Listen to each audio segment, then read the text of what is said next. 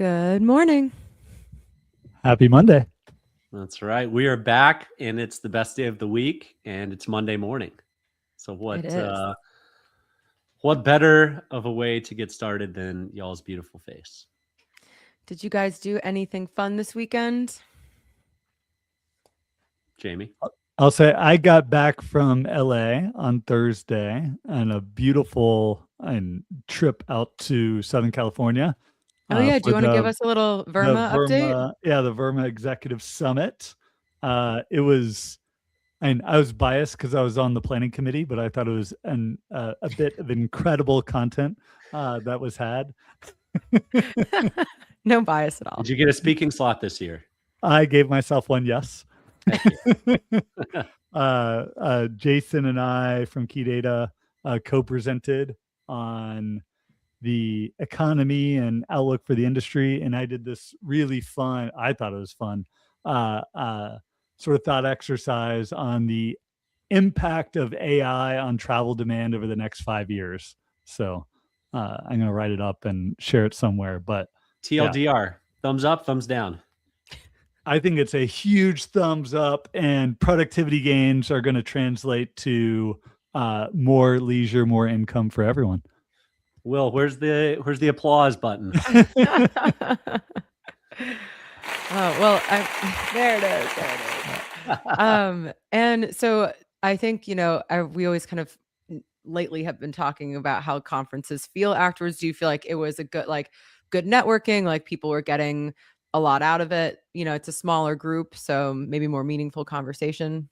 Yeah, I'd say I definitely had some great conversation. As someone that also had a booth there, and I think it's probably not worth it to have a booth. And maybe some people got something out of it, but the booths were split between in the room and out of the room. And at first I was excited that I was in the room, but then couldn't really talk to anyone. So never want to be in the room. Never want, but for someone that wanted to actually listen to all the presentations, it was great because I didn't have an excuse not to be in the room. There you go. Nice. Brandy, you get into anything? Well, I was in New York this weekend. Of my childhood best stay friend. At home all month. Yeah, no, it's happening in June. It's happening in June. I'm not going to be in town next weekend either. But my friend from Ireland was coming in for a wedding, and so 6 months ago, I was like, I'll come down so I can see you. So it was very nice, and the weather is gorgeous finally in the Northeast. It feels great. So yeah, just bopping around the Northeast. I love it. Well, we're in our last week of school down here with the elementary school boy. Last week of baseball, and then next week we're heading to Dolphin Island, do some fishing. So nice. Where's that? It's a barrier island to Mobile in Alabama. Cool. It's a great hidden gem. Yeah. Oh, hey, great segue.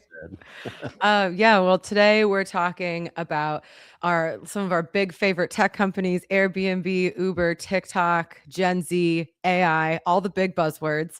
But before we jump into that, quick shout out to our sponsor, Plusgrade. Plusgrade helps travel companies unlock new revenue through upgrades, premium experiences, and personalized offers across the traveler journey. From airlines to hotels, they're powering a lot of the behind-the-scenes monetization that you're seeing today. So you can learn more about them in the show notes and at plusgrade.com. So, big story of the episode. Kind of ties into a lot of things that we've been talking about over the last couple weeks. But Airbnb and Uber are kind of fighting to own your entire journey, beginning to end. And we've been talking about are they going to be successful? Is it going to be possible? I mean, technically they might be able to do it, but are people going to jump on board? And the articles does talking about it's going to be a little tough. It's not as easy maybe as they want to make it seem. So do you have any quick off the cuff thoughts about either of those companies? So I'll start by saying, and Airbnb launched experiences 10 years ago? And it's never really caught on. They launched services last year, of which they're doing their tests, but it still hasn't really caught on. Has anyone yet used an Airbnb service? Mm-mm. Man, guys, We haven't tested it at all. None of us. Have you? No, I haven't. No. I just have done experiences maybe like 3 times total. Yeah. But the fact that the 3 of us haven't done it once, I think, and I've done quite a few experiences, but services not yet. And so something, but let's do it at Guest Eval in Madrid. Yeah, we'll sign up a We'll test service. We'll figure it out. We'll do an experience, test out the whole platform. But so Airbnb's got their big summer release this Wednesday. So I suspect we'll see and hear a whole lot more about what they want to own in terms of the experience and travel. I'm going to do an interview with Dave Stevenson, their chief business officer, on Wednesday. So we'll get that release sometime afterwards. But question for you guys in terms of, what is it going to take Airbnb to actually own more aspects of travel? So, you think about like what they're trying to do here. They're like, all right, we got you to plan your destination and book your travel on our platform, or at least the lodging.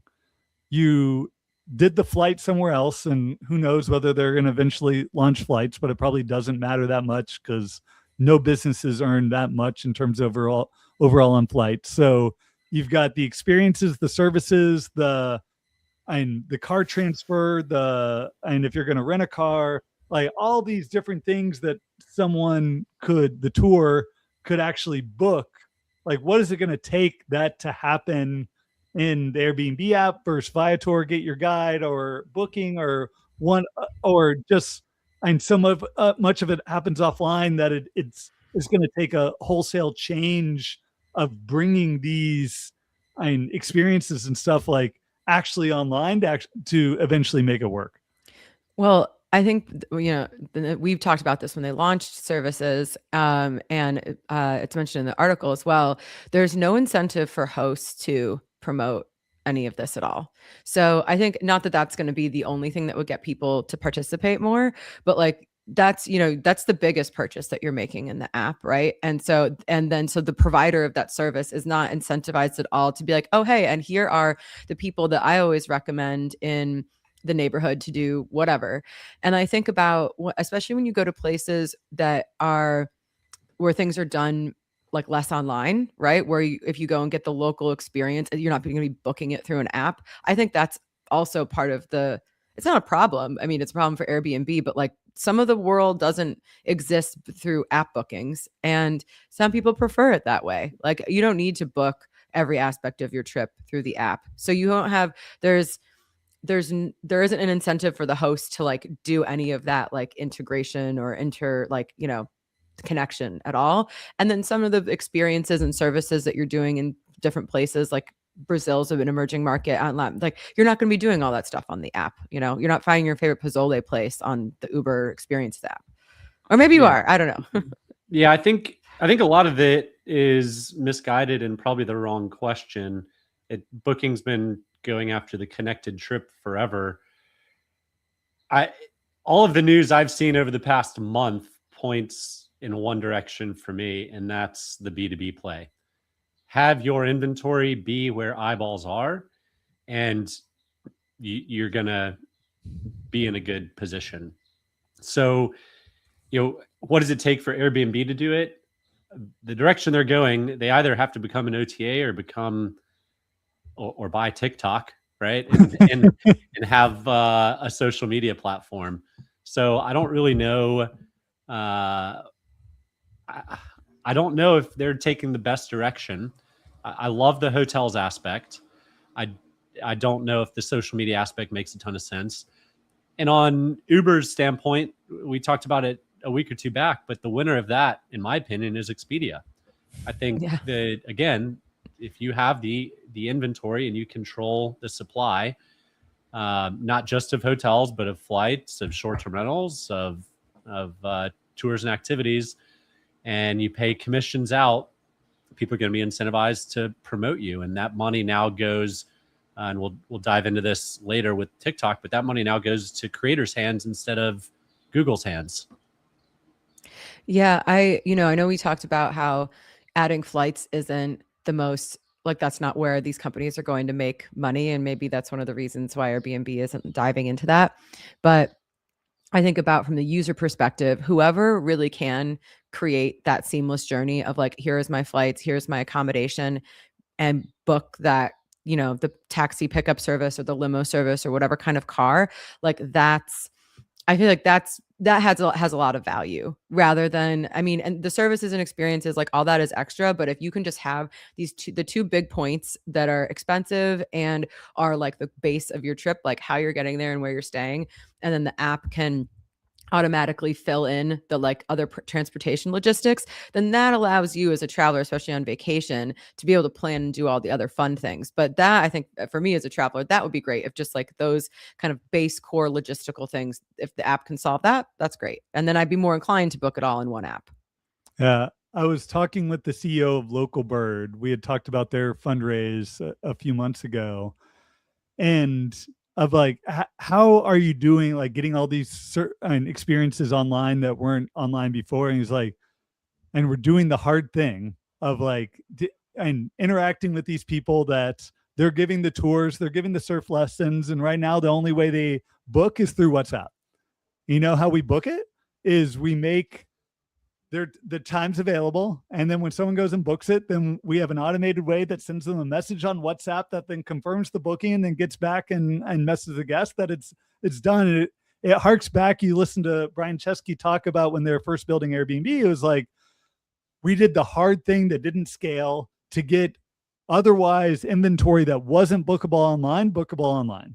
And now it feels like, and maybe they're going the easy route and trying to get experiences and services and only going through ones that are already and having and ways to book. And like it doesn't feel like they're doing the hard thing yet. And maybe that's why they're focusing on just a few markets of like, what are the hard things that they have to figure out to get this. They're not a startup anymore. Yeah, right? They're not a startup anymore. And there's a lot of red tape and bureaucracy, and no one has the ability to go and make decisions on their own. Well, and liability, like, so is now the play. The only thing they can do is like DoorDash integrations. It's the B2B play of like, you're going to have two ecosystems emerging. It's Airbnb, DoorDash, and whatever. And they launch with sort of car transfers, things like that. And then you've got the other side, it's Uber, Expedia, and there's emerging two different tech stacks of travel. All right, who's going to win in 5 years, Jamie? And I think it's like Android and Apple, like no one's won. And it's a healthy and dueling ecosystem that people sort of decide which ones they want to integrate into. You should become a politician. That was a heck of a non-answer.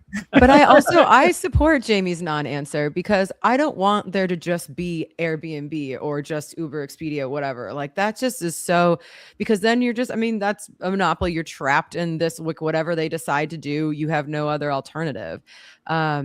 So I hope everybody wins, and then or they both lose in something brandy. better. Or something better. Like what I have been thinking about when we talk about all this, like the talk of these huge tech companies that are just, they've taken over every facet of our lives. It's like, what is the next thing going to be? Like, who is the newcomer that's just going to break all this shit up? Because that is more exciting to me. I completely agree. I cringed in my head when you talked about it at the top of the show, Brandy. Booking, TikTok, Expedia, Uber. Is like, oh man, doesn't it suck? Yeah, ouch. But there is the third arm, which is Booking, who, to Michael, to your point, is trying to do everything and make all of it bookable through the third. And maybe it's a good transition to talk about the TikTok story, because they're now making essentially all aspects of the trip bookable. So stays, experiences, where when you do a TikTok video, you can connect what is the hotel, what is the experience that you're doing, and then making it bookable and through the TikTok app. And I was just going through it this morning, where before it was like one partner and you're sort of forced into that sort of app to then book it. Like I went and saw a hotel and clicked on the link to book it, and then I got positioned that I could book it through trip.com. I could book it through Expedia. I could book it through booking.com. There were all these options that for me to then compare prices, compare and what I actually want, and then convert that booking. So I thought it was actually an incredible experience driving me to book something while I was being entertained by a video. It's like if things were bookable on TV, like product placement, and that's something that's huge today. That is now, and it feels like the future in terms of making travel bookable during entertainment. Yeah. And we had Paul chime in and say, at this rate, the only loser is the travelers themselves. Brutal. I today agree. My hope, expectation, and the ongoing discussion that I'm having with a lot of folks is that AI can help chip away at that. The LLMs with the proper technology, you can take a little bit of control back more towards direct bookings and less from the power brokers that be. So God willing, there's a little bit of shake up with the big tech companies, with other big tech companies at least.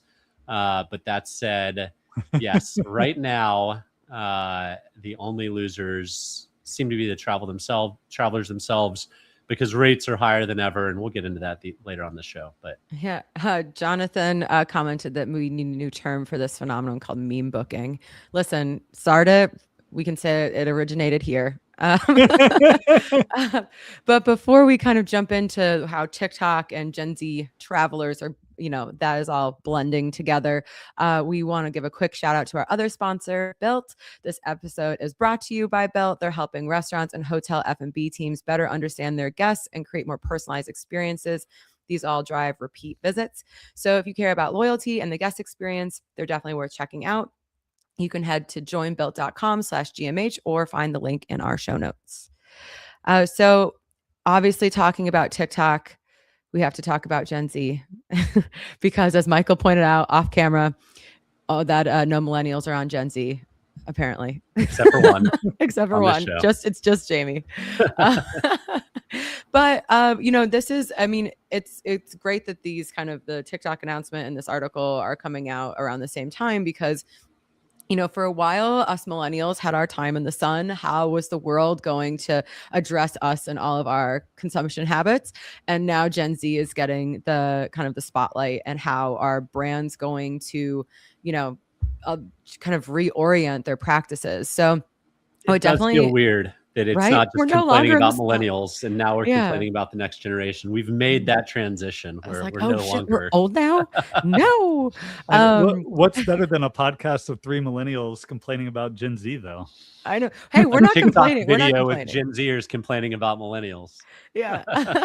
It's a bigger article, so I definitely encourage everyone to go check it out. The link will be in the show notes. It's called Travel Brands Think They Have a Gen Z Problem. Most have too. So if you think you're unprepared, you might be doubly unprepared. But just talking about the unique challenges of how you attract and maintain these, this next generation that has a ton of spending power. And so the 4 quadrants are hidden gems, go-to favorite, off the radar, one and done. And this basically is talking about how the products resonate with Gen Z, and then how what is the distribution alignment, and like how discoverable is your product.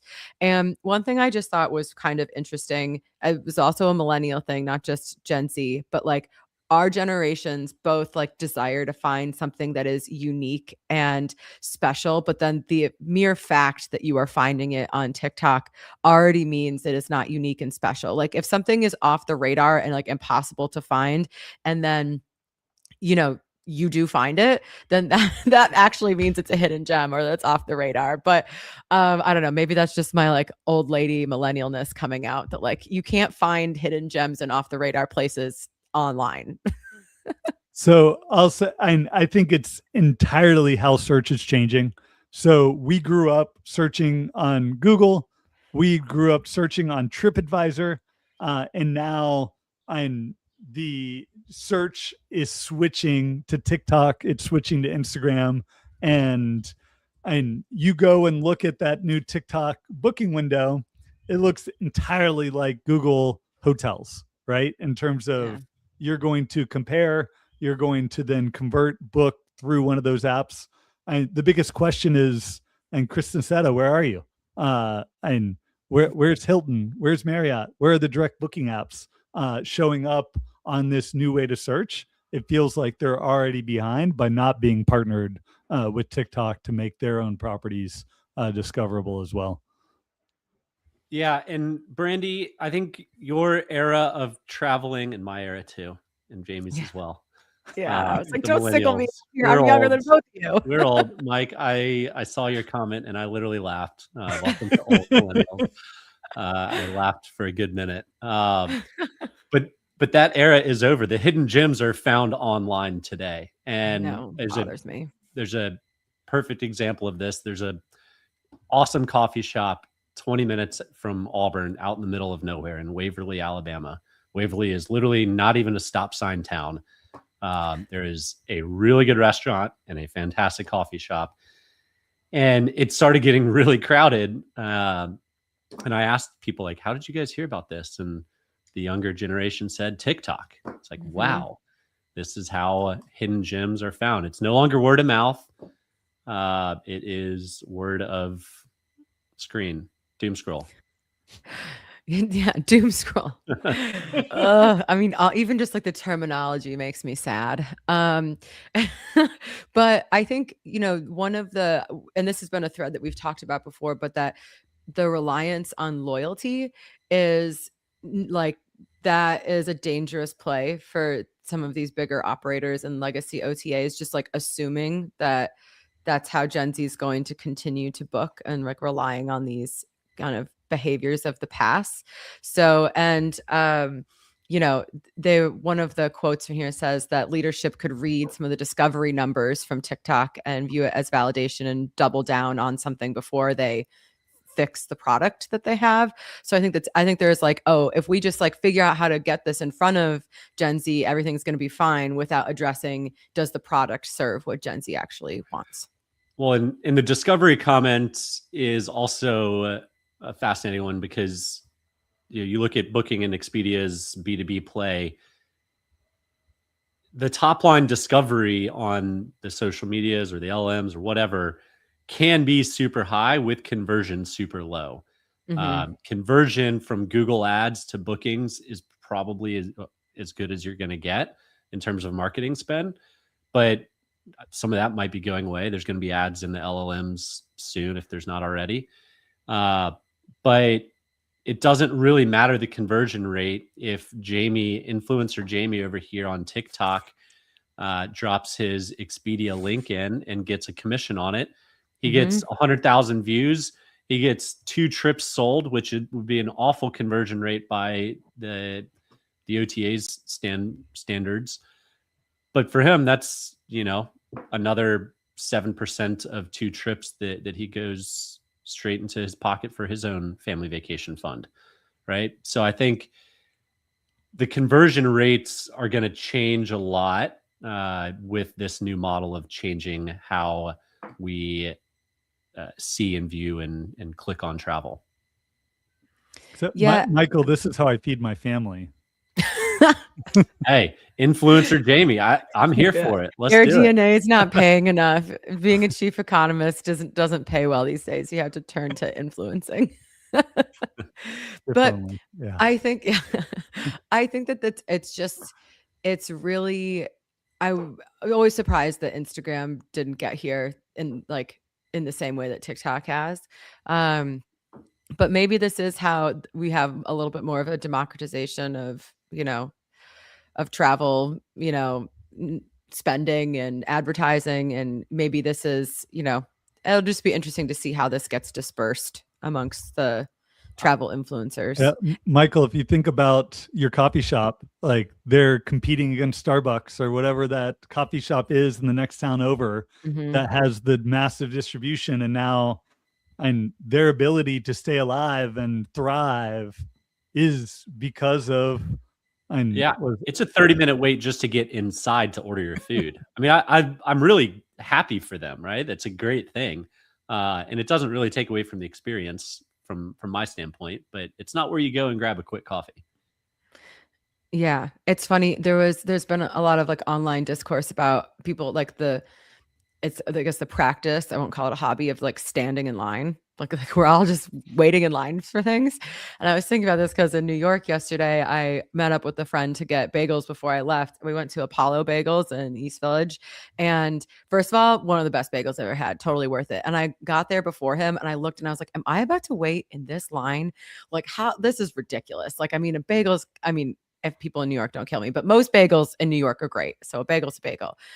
But the line moved really fast. And honestly, this bagel is one of the best bagels I've ever had. So I was like, I guess I am waiting in this line. And honestly, I'd probably go back and wait in that line again. So it's just interesting that like now we've been kind of trained and conditioned. Like if this place has the validation and legitimacy of, our online peers and then the IRL peers, we're willing to just like waste 15 minutes or more to, stand in line and get that cup of coffee or that bagel or whatever it is. Yep. It's part of the experience, but it does then raise the expectation. So it has to deliver. And back to the Skift framework, there is an entire category of one and done. And that is a lot of travel, right? People say, oh, I've done Paris, right? Check.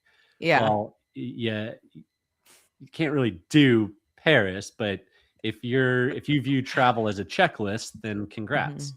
Mm-hmm. You've checked off that piece on the Monopoly board. But yeah, I love the tagline for one and done: visible but disappointing. You took your Instagram picture, you made your TikTok reel. Exactly. Well, and this is the aversion to like the beige boxes. Like this is where the big box chains might start to suffer. Like when you don't have the business travel, and Gen Z is like, okay, I want something that feels unique, and your beige box with your weird carpet is just not going to do it for me.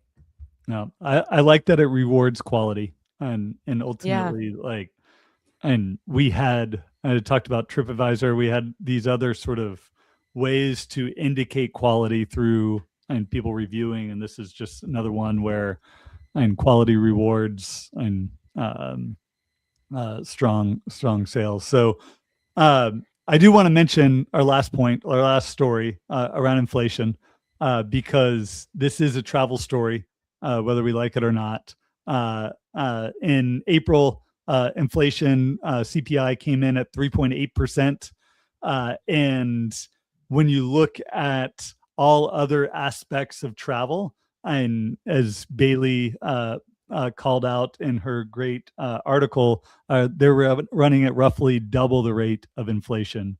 So gasoline was the major driver and other fuel costs on the high inflation print this month. Inflation up 28% year over year for gas. And that's huge increase. Yeah, it's brutal. Gas prices averaging over $4.50 a gallon. And Michael, you said you're getting ready for a road trip. I'm getting ready for a road trip next week too. Driving out to Litchfield Beach in South Carolina. It's going to cost a little bit more. So all those drive-to destinations going to feel it. All the spots that rely on inbound flights, airline flights have gone up significantly in the past 2 months since the war in Iran started. And just a friendly reminder, the Strait of Hormuz is still closed. So there is hope that it's going to reopen there, and as we get into the summer travel season, but this is likely to get worse before it gets better. There could be real shortages of jet fuel in Europe this summer. So it is still a huge concern and a huge risk for our industry that is now showing up in terms of higher costs. Yeah, I think it'll be, interesting to see how this plays out in the high seasons that happen this summer. Like, is a lot of that locked in already? People have already booked or, have already made the commitments and they had the deposits down, so they're not going to feel it so much. Or, we have already been talking about how the booking windows have shortened dramatically. Is this going to maybe not impact June and July, but impact the August travel? So it'll be really interesting to see how the data shakes up as the summer goes on. I was doing the math when I'm going down to New York. I either like fly, take the train, or I drive, and it just kind of depends on like who I'm seeing, where I'm staying, all this stuff. And driving was cheaper because the Amtrak tickets, dynamic pricing, I can't stand that on the train. That it really drives me nuts. And I was like, I'm not going to spend over $300 on a train ticket, like not the Acela. I was like, out of principle, I'm going to drive. Crazy. But we'll see. We'll see what happens. Dynamic pricing does not have a place in everything. I saw some, and it was probably fake, but some grocery stores have started inserting some layers of dynamic pricing. It's so messed up. That's not crazy. Okay. Not okay. No, there was an article in the New York Times this weekend on how New York legislators are going to essentially ban it. Dynamic pricing for food in grocery stores. So I think there's another state that I can't remember, but I saw that people are starting, or at least another city, it's getting banned because that is wild. That's just by the time you pick it up, it could change by the time you check out. Yeah, it's so incredible for vacation rentals. Maybe not what we want for our food. Yeah, for airlines makes total sense, but yeah. But not on trains. Not a place in our everyday life. Well, next weekend is a big holiday weekend. So do you guys have fun plans coming up? So that'll be fun. Start to summer. Yeah, I won't be on the show. There's no internet at the fishing house in Dolphin Island. So you'll have to wait one more week to hear my voice. Jamie, you have internet where you're going? I do have internet. Brandy, I'll come back and join you. Yeah, let's circle offline about that. Talk with producer Will on talk with producer Will. Yeah. I'm going to be in Detroit for a festival for the weekend. So you are the epitome of millennial. I know. I'm going to you dance, just said you're guys. not traveling. I'm going, but then after that, that's when my month of no personal travel starts. Don't believe it. All right. Listen, let me lie to myself a little bit, Michael. I have to live in some sort of delusion for a bit. Our viewers will find out the truth, Brandy. Yeah, exactly. You guys, our viewers can hold me accountable. Well, thanks everyone for tuning in. Really love the engagement today. Jonathan, all the way from Nairobi. That's very fun. So Mike, Ben, Paul, Jonathan, thank you so much for tuning in. And we will see everybody else next week. Or not.